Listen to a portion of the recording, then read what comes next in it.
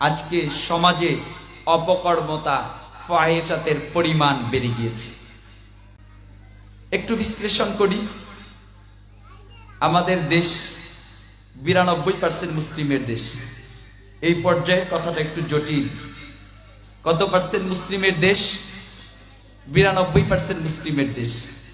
মুসলিমের দেশে মাদকদ্রব্য নিয়ন্ত্রণের জন্য কোনো সংস্থা দরকার, নাকি মাদকদ্রব্য নির্মূলের জন্য সংস্থা দরকার?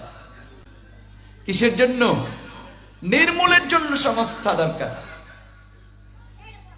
আজকে বাংলাদেশে 21 বছর বয়সী কোন সন্তান, কোন ছেলে, কোন যুবক কিংবা কোন যুবতী যদি মাদকদ্রব্য নিয়ন্ত্রণ অধিদপ্তর, সরকারি অধিদপ্তর, মুসলমানের দেশে সরকারি অধিদপ্তরের কথা বলছি, মাদকদ্রব্য নিয়ন্ত্রণ অধিদপ্তর নামের একটা দপ্তর আছে, দপ্তরে গিয়ে যদি অ্যাপ্লিকেশন করে, আমি 21 বছর বয়সী, আমি সাবালক, আমি সজ্ঞানে সবুঝে নিজের চিন্তা থেকে আমি ড্রাগ নিতে চাই, তাহলে তাকে সেখান থেকে পারমিট প্রদান করা হয়।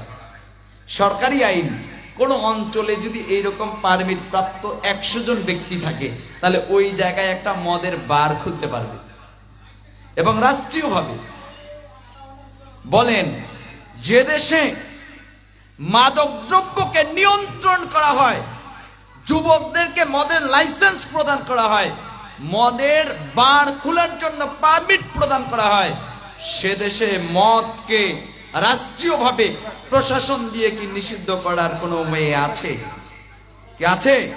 এজন্য আজকের মাহে রমাজানের এই মোবারক মাহফিল থেকে আমরা উদাত্ত আহ্বান জানাচ্ছি।